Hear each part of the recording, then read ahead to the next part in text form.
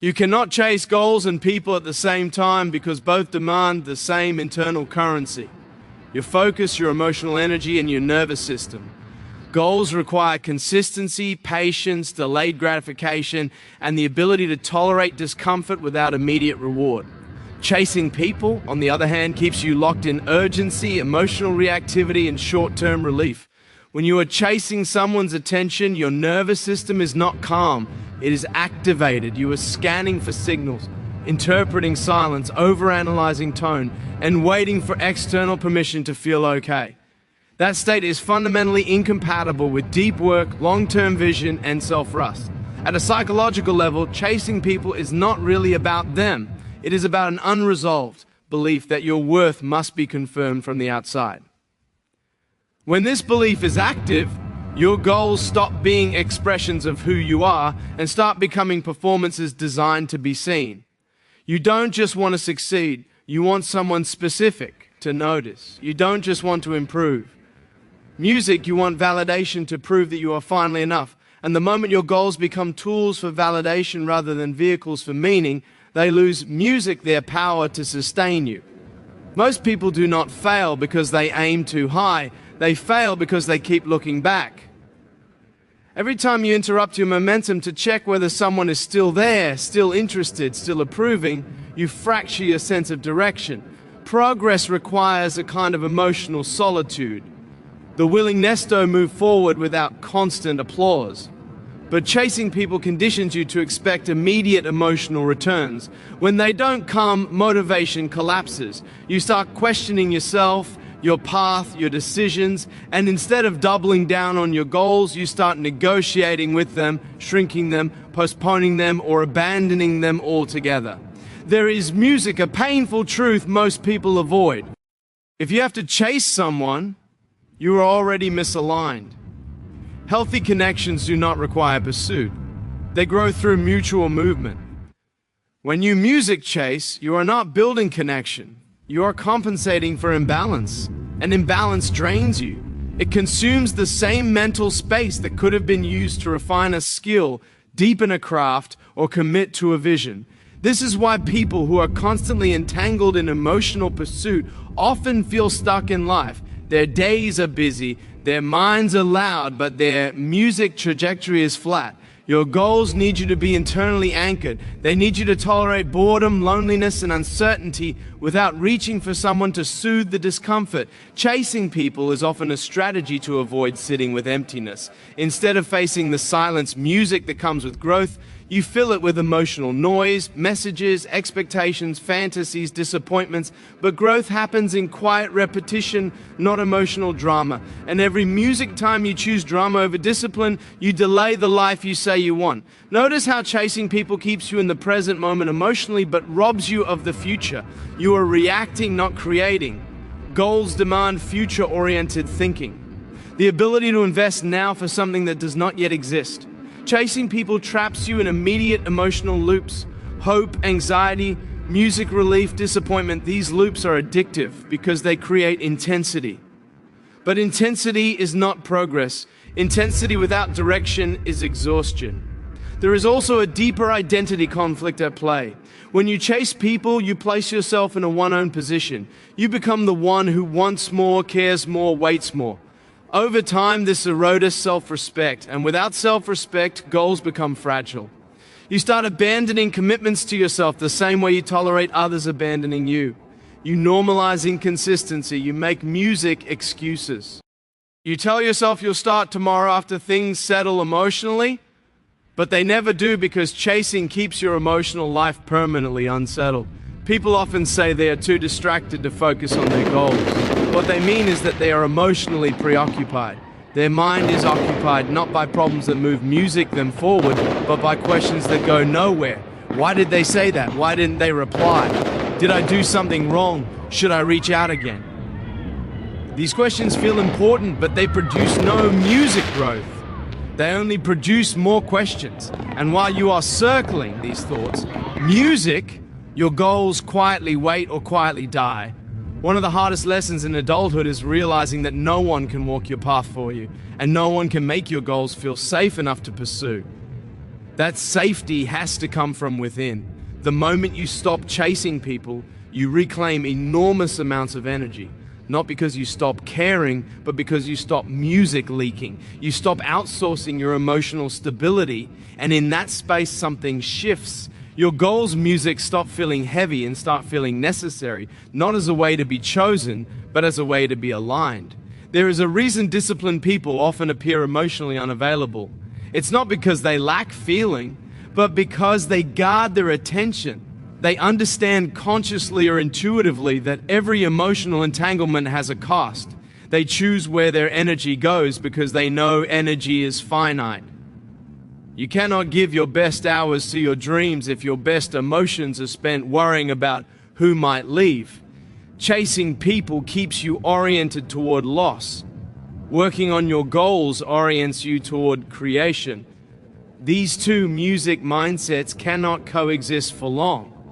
One asks, what if I'm not enough? The other asks, what can I build with what I have? One waits, the other music moves. One drains, the other compounds, and eventually you must choose which identity you will live from. This is not music, a call to become cold or detached. It is a call to become centered. When you are centered, relationships, music become complements, not substitutes. You no longer need people to regulate your sense music of self. And paradoxically, this is when healthier connections appear because you are no longer chasing. You are walking your path, and those aligned with it can meet you there. When you truly commit to your goals, something uncomfortable happens. You disappoint people who benefited from your availability. You respond less, you explain less. Music, you tolerate being misunderstood. And this discomfort often triggers the urge to chase, to smooth music things over, to be liked again, to restore emotional harmony. But music growth is not harmonious at first, it is disruptive. And every time you resist the urge to chase reassurance, you strengthen the part of you that can build something meaningful. The question is not whether you care about people. The question is whether caring has turned into self-abandonment. If pursuing connection consistently, music pulls you away from your values, your discipline, and your long-term vision, then it is not love. It is fear wearing the mask of attachment. And fear is a terrible architect for a life. At some point, you must music decide what you are willing to lose. You might lose people who only liked you when you were accessible, responsive, and emotionally available on demand. But if you keep losing yourself, your time, and your potential, the cost is far greater. Goals require sacrifice, and often the first sacrifice is the illusion that you can keep everyone while becoming who you are meant to be. Your life expands in the direction of your attention. If your attention is scattered across music, emotional chasing, your life will feel scattered too. But when you reclaim that attention, music, and place it deliberately on your goals, snorts, your days begin to align. Momentum, music builds. Confidence grows quietly, and you start to feel something deeper than excitement. You feel grounded, and that grounded feeling is dangerous to anything that thrives on your insecurity. To understand why chasing people pulls you away from your goals, you have to look at attachment, not motivation. Many people believe their problem is discipline, when in reality it is emotional dependency. When your nervous system is wired to seek safety through connection, separation feels music threatening, silence feels dangerous, distance feels like rejection. In that state, your brain prioritizes restoring emotional closeness over long-term objectives. It is not laziness. Music, it is survival mode, and survival mode cannot build a future. It can only manage the present. This is why unresolved attachment wounds sabotage ambition.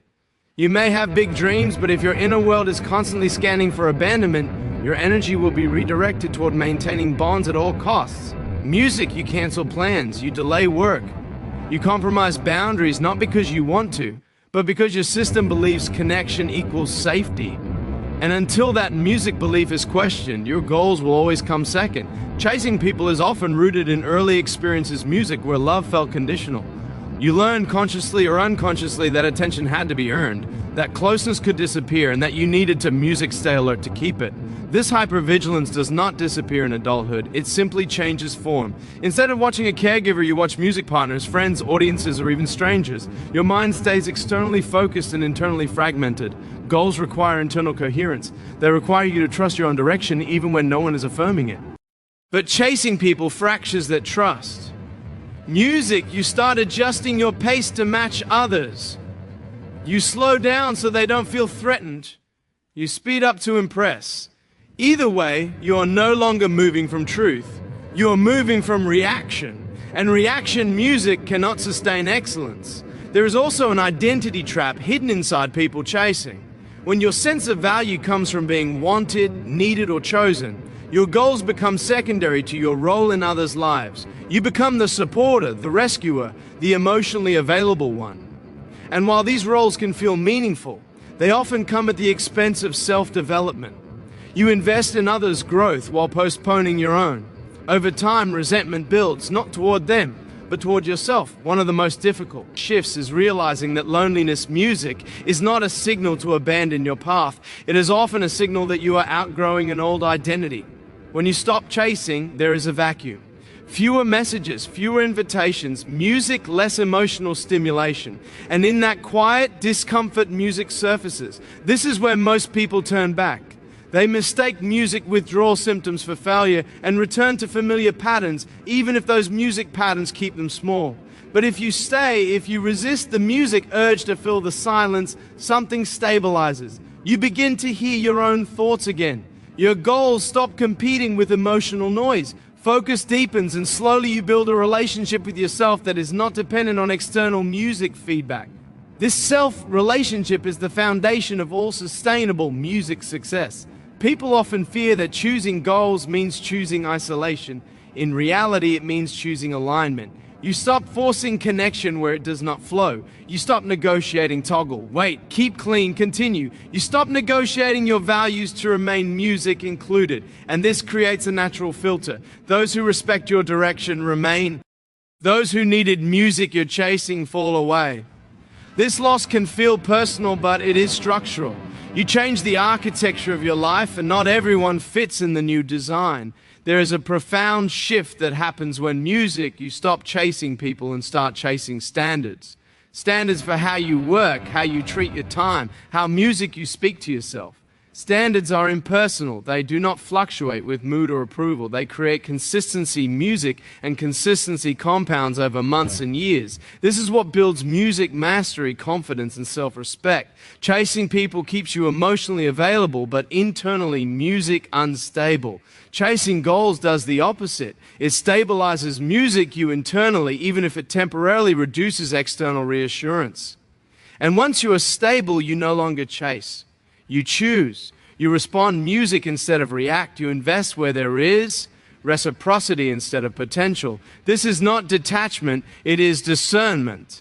Another uncomfortable truth is that some people prefer you unfocused. Your chasing makes them feel important. Music, your availability makes them feel secure. When you redirect your energy toward your goals, the dynamic shifts. Music, you are no longer predictable, and unpredictability threatens systems built on imbalance. This is why growth often triggers guilt. You feel like you are abandoning others when in reality you are simply no longer abandoning yourself. Your goals do not require you to become heartless. They require you to become honest. Honest about where your energy goes, honest about what drains you, honest about what you keep returning to, even when it costs you momentum. When you are honest, you begin to see patterns, and patterns, once seen, lose their power. One of the clearest signs that you are done chasing is this. You stop explaining your choices. You stop justifying your focus. You stop music asking for permission to prioritize your life. Not because you are angry, but because you are clear. Clarity music is quiet. It does not argue, it acts. Eventually you reach a point where the idea of chasing feels unnatural. Not because you are above it, but because you music have experienced the peace of self-alignment. You know what it costs to fracture music your attention. You know how long it takes to rebuild momentum. And you choose differently, not out of fear, but out of respect music for your time. Your goals are not just achievements, they are containers music for your growth. They teach you patience, restraint, self-regulation, and trust. Music, every time you abandon them to chase emotional reassurance, you interrupt that learning. But every time you stay, every time you choose discipline over drama, you mature. And maturity changes who you attract. When you stop music chasing people, relationships become cleaner. Expectations are clearer. There is less music anxiety, less performance, less bargaining.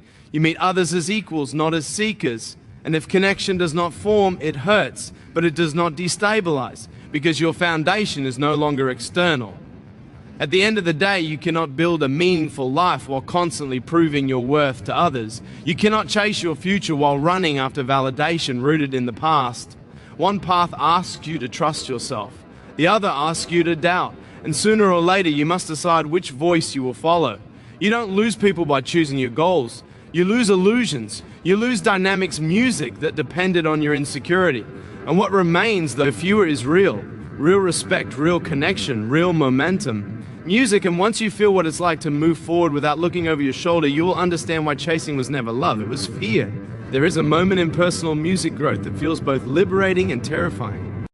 The moment you realize that no one music is coming to save you from the discomfort of becoming who you are meant to be.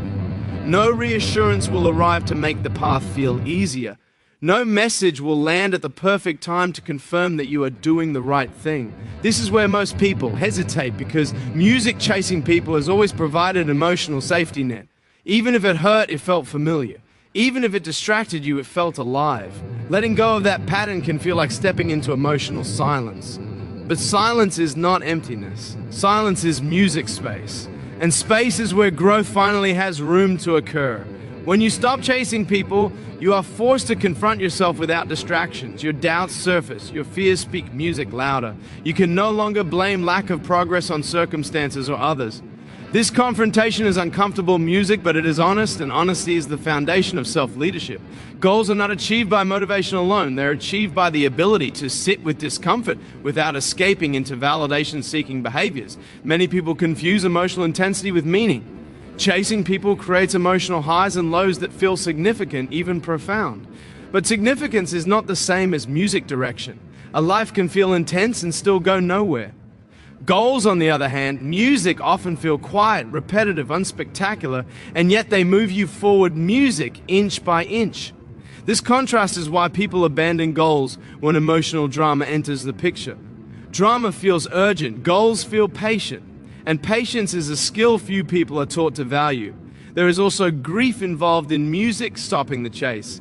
You grieve the version of yourself that hoped harder, waited longer, tried more. You grieve music, the fantasy that if you just did enough, someone would finally choose you fully. Letting go of that fantasy music can feel like failure, but it is actually maturation. You are no longer negotiating your worth. You are no longer asking to be seen. You are deciding to see yourself. As this shift happens, your relationship with time changes. You stop spending hours mentally replaying conversations or anticipating responses. That time does not disappear. It returns to you. And when it returns, it can feel overwhelming at first. You may not know what to do with uninterrupted music focus. This is why many people unconsciously recreate emotional chaos. Chaos music fills time without demanding responsibility. Focus demands ownership. Ownership is the moment you realize that your life reflects not your intentions but your patterns. If your pattern has been chasing, your life will feel unstable regardless of how big your dreams are. But when your pattern becomes consistency, music, something subtle but powerful happens. You begin to trust yourself. And self-trust is more motivating than any external encouragement. One of the deepest fears behind chasing music people is the fear that without them you will be alone with your inadequacy. But this fear assumes inadequacy is fixed. Goals challenge that assumption. They show you slowly and quietly that you are capable of growth. That effort changes you. That discipline builds identity. And as your identity strengthens, the need to chase weakens. You start to realize that attention from others was never the solution. Music, it was a substitute for self-belief, a substitute for direction, a substitute music for courage, and substitutes always wear off. Goals, when pursued consistently, do not wear off. They compound, they create evidence, and evidence is what silences self-doubt. Music, when you choose goals over chasing, you also change how you experience rejection. Rejection no longer feels like annihilation, it feels like information. Music, not everyone is meant to walk with you. Not every connection is meant to last. And that realization stops being painful when your sense of purpose is no longer dependent on being chosen. There is a quiet confidence that emerges when you are deeply invested in your own path. You stop trying to convince people of your value. You stop performing your growth. You let results speak not as proof, but as byproducts. This confidence is not loud. It does not announce itself, but it is felt, and it changes how others relate to you. Ironically, when you stop chasing people, you become more attractive. Not because you are trying, but because you are grounded. Grounded people are rare. They are not pulled in every direction. They are not desperate for connection. They choose connection. And choice is magnetic. Your goals begin to feel less like pressure and more like music alignment. You no longer ask, will this make me impressive? You ask music, does this make me honest? That question changes everything, because honesty sustains effort. Performance exhausts music. At some point you realize that the energy you used to spend chasing could have built something extraordinary. And instead, music of regret, you feel responsibility. Responsibility to not repeat the pattern. Responsibility to protect your focus. Responsibility to honor your future music self. This is where the real separation happens, not between you and others, but between who you were and who music you are becoming. The old version of you needed reassurance to move forward. The new version moves forward to build reassurance internally. That shift is subtle, but it is life-altering. Music, you stop asking, do they care? And start asking, am I living in alignment with what matters? You stop waiting to be chosen and start choosing your standards. You stop chasing connection and start cultivating depth within yourself first. And here is music, the truth that closes the loop. When you're fully committed to your goals, the right people do not need to be chased. They recognize direction. They respect music consistency. They meet you where you are going, not where you are hesitating. You were never meant to run after people while dragging your future behind you. You were music meant to walk forward steadily, deliberately, carrying your vision with music both hands. Some will walk with you for a while, some will turn away, but your path remains. And the moment you choose your path without apology, without bargaining, without looking back, you stop music chasing, you start leading. If you made it this far, drop 100 in the comments music, so I know you're part of the 1% who's serious about growth.